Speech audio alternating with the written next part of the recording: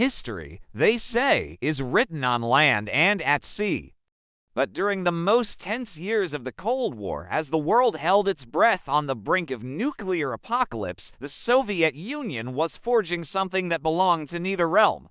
It was a phantom born in secret design bureaus, a hybrid of a ship and an airplane that roared in defiance of the very laws of physics. In 1967, an American spy satellite passing over the Caspian Sea captured an image that plunged CIA analysts into a state of shock and awe.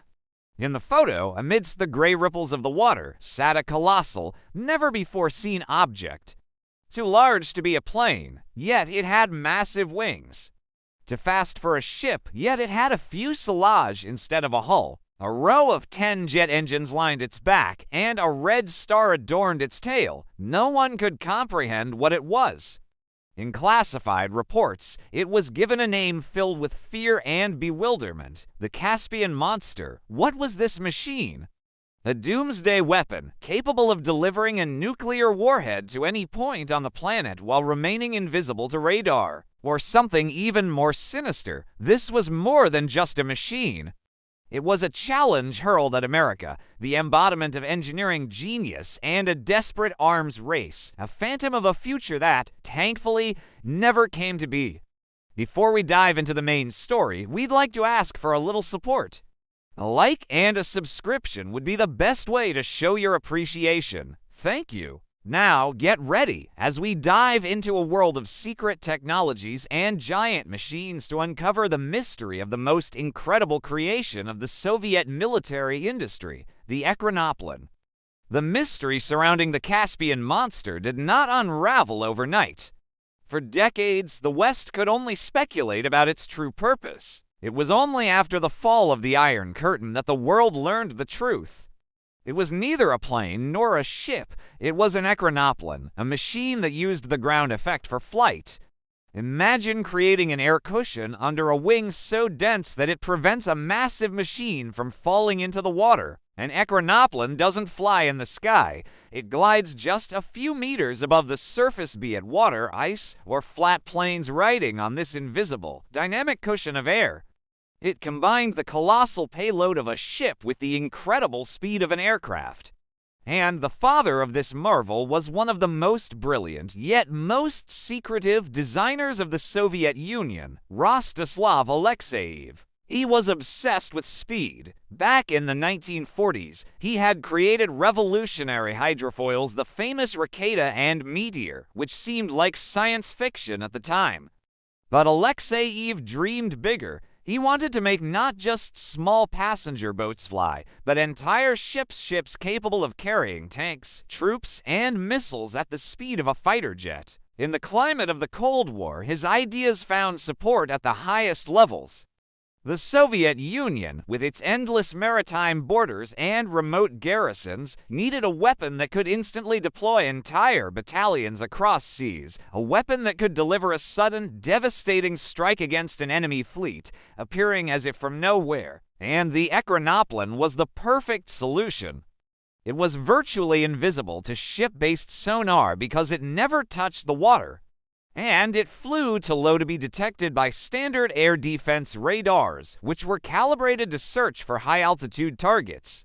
It was the perfect predator, a phantom killer, and the Caspian Monster was to be its first incarnation. The very monster that had so terrified the CIA was an experimental prototype known as the KM, or Korabl Maket ship prototype, but the word prototype is misleading. At the time, it was the largest and heaviest flying machine on the planet. Its dimensions were staggering. Its length was nearly 100 meters, the size of a football field. Its wingspan was 40 meters. Its weight was 544 tons. To lift this leviathan into the air, Alexeyev fitted it with 10 turbojet engines. 8 were mounted on pylons ahead of the wings. Their job was not only to provide thrust, but also to blow air under the wings during takeoff, helping to create that life-saving air cushion.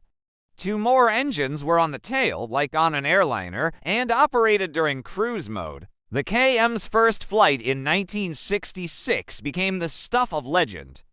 The entire top brass of the Navy and the Ministry of Defense came to witness the tests at a secret base on the Caspian Sea. Many didn't believe this clumsy mountain of metal could ever lift off the water.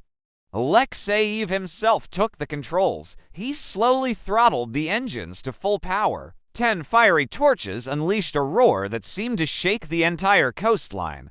The KM began its takeoff run, kicking up a giant wall of spray. Then, to the astonishment of everyone present, it lifted off the water and hurtled across the sea's surface at incredible speed, leaving only a wide, foamy wake behind it. It was flying. This half-a-thousand-ton monster was flying at over 400 kilometers per hour. For ships of that era, this was an absolutely unimaginable speed. It could cross the Caspian Sea from end to end in just an hour. For the military, this opened up mind-boggling possibilities. Amphibious assaults that once took days could now be conducted in a matter of hours. A column of tanks could be unloaded on an enemy shore before the adversary even had time to sound the alarm. The KM's testing continued for nearly 15 years. It proved the concept's viability, but it was only the first step, a giant flying laboratory. Based on its design, Alexeyev and his bureau began creating true combat machines, even more advanced and deadly. The first production combat Ekranoplan was to be the A-90 Orleanok Eaglet. If the KM was a heavy bomber, the Orleanok was a tactical transport. It was smaller than its predecessor, but possessed a unique ability.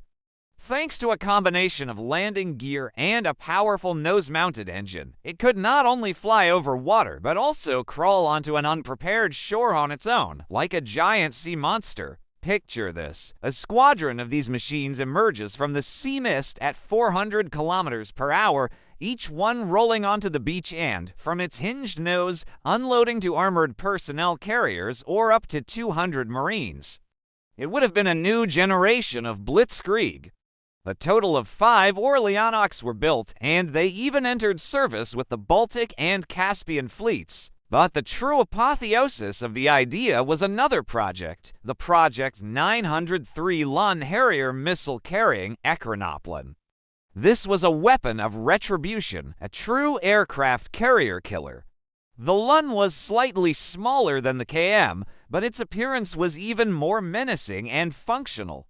8 powerful turbojet engines, like the Monsters, allowed it to reach speeds of over 500 kilometers per hour. But its main armament was located on its back, 6 giant launch tubes, each housing a P-70 Moskit supersonic anti-ship missile. NATO called it the Sunburn. This missile flew towards its target at extremely low altitude at 3 times the speed of sound, carrying a 320-kilogram warhead capable of tearing a hole in any ship. Its strategy for deployment was simple and terrifying. A squadron of Luns, hiding from radar below the horizon, would approach a U.S. carrier strike group at full speed. At the right moment, they would perform a pop-up maneuver, a sharp, brief ascent to activate their radars, acquire their targets, and unleash a simultaneous salvo of dozens of Moskit missiles. The U.S. Navy would have had virtually no chance of repelling such an attack. Missiles traveling at Mach 3 just meters above the waves were nearly invulnerable to the air defense systems of the time. A single Lun could destroy or disable an entire fleet with one salvo. It was an asymmetric response designed to nullify America's overwhelming advantage in aircraft carriers. It seemed the future belonged to these giant machines. There were plans to build an entire fleet of Luns and Orleanoks. Other projects were also in development: a hospital Ekranoplan, a version for Arctic rescue operations, and even passenger models capable of transporting hundreds of people between cities faster than an airplane. But this futuristic dream shattered against the harsh rocks of reality. In 1980, during another test, the original Caspian Monster, the first and largest Ekranoplan, crashed and sank due to pilot error. That same year, Rostislav Alexeyev, the driving force and soul of the entire program, died from injuries sustained while testing a new craft. Shortly thereafter, his main patron in the government, Minister of Defense Dmitry Ustinov, also passed away. The program lost its founding fathers. The new military officials viewed these incredibly expensive and complex machines with skepticism. They preferred to invest vast sums into projects they understood better: nuclear submarines and intercontinental ballistic missiles. And then came the 1990s. With the collapse of the Soviet Union, funding for the unique program was cut off entirely. The unfinished hulls of Luns and Orleanox were cut up for scrap metal. The only completed and operational Lun, the carrier killer itself, languished for decades, rusting at a secret base in Caspian until 2020, when it was dragged ashore near the city of Derbent to become the centerpiece of a future Patriot Park. Today, it lies on a sandy beach, solitary, majestic, and sorrowful. A giant steel titan washed ashore by the tides of history, a monument to an unfulfilled dream of a fleet of winged ships. And so, the story of the Soviet Ekranoplans came to an end. Were they an evolutionary dead end, or a brilliant breakthrough far ahead of its time? Today, as technology allows for more efficient engines and lightweight composite materials, engineers around the world in the US, China, and Iran are revisiting the idea of the Ekranoplan. Perhaps we will yet see these phantom machines, gliding between sky and water, return to change the world. But for now, the lone Lun on the Caspian shore remains a silent witness to colossal ambition, incredible engineering genius, and that insane era when two superpowers were willing to build a monster just to prove their supremacy. Your support, a like, and a subscription are very important to us. And don't forget to hit the notification bell to stay up to date and never miss our new videos.